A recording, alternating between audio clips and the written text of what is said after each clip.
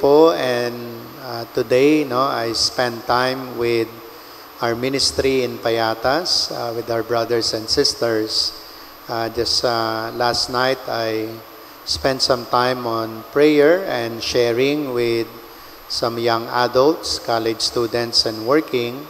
And then today I had a meeting with some of the leaders. And one of them said to me, Father, we should really have Mass. We haven't done Mass for a long time since Father Paul is on his break. We haven't done Mass for the people in that area. And I asked her, why do you want to have Mass? Because it's the presence of Jesus, and the presence of Jesus is very powerful against the evil spirit. And I was really amazed by her faith. She really believes that when the Eucharist happens, Jesus is present, and He is more powerful than the spirits around the place, And the more I want to celebrate the Eucharist there, So we're finding a place to do that. You see, brothers and sisters, sometimes when we celebrate the Mass regularly, it becomes normal for us. Parang regular na lang siya. And we lose sight of the presence and the power of Jesus. But when people in places that they don't have access to Mass, wala silang misa every day or even on Sunday, then makikita mo yung faith nila, Their faith is really alive and active, So here in the Gospel, Jesus casts out demon. And some people say, no, that's because of the power of Satan, you're doing that.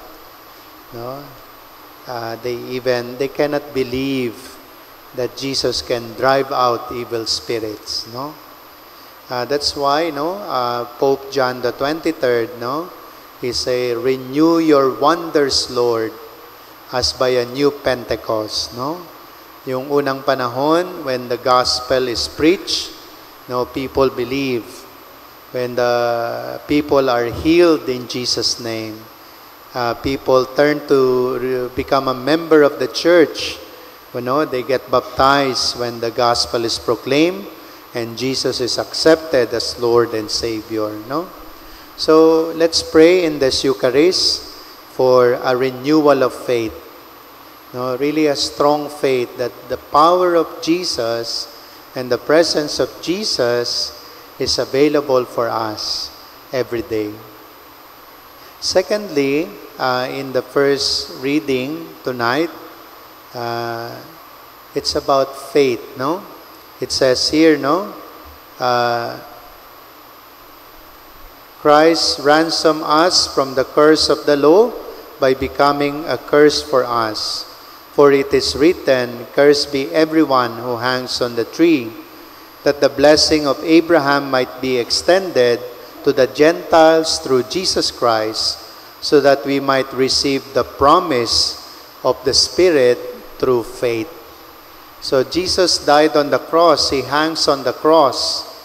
He died on the cross, and then He rose again, so that you and I, we can receive the Holy Spirit.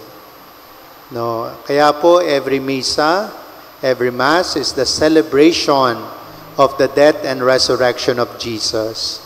Alam niyo po, when you don't receive communion, and when you prevent the Lord from working in your life, you're missing a lot. You're missing a lot. Life in the Holy Spirit. You see, the food of our soul is the presence of Jesus.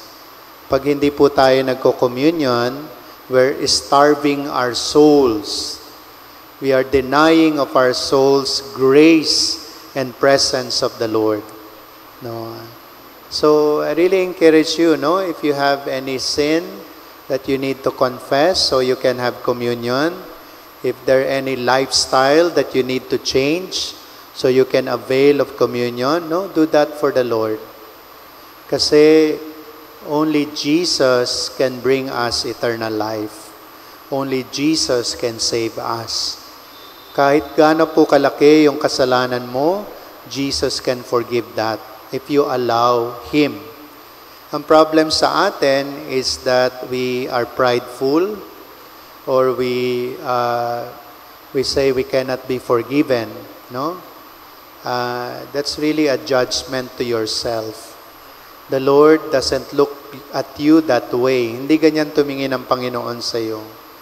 Whatever sin is preventing you from communion, the Lord can forgive you. The Lord can heal you.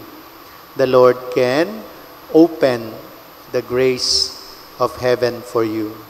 So let's have faith, faith that the Lord can cleanse us, faith that the Lord can forgive us, that there's another chance for you, that there's another opportunity for you if you allow Jesus to enter your heart. So tonight po, let's pray for two graces, no? The grace of the Holy Spirit, no? And then also the grace of faith, no? Faith that can bring us to communion with Jesus.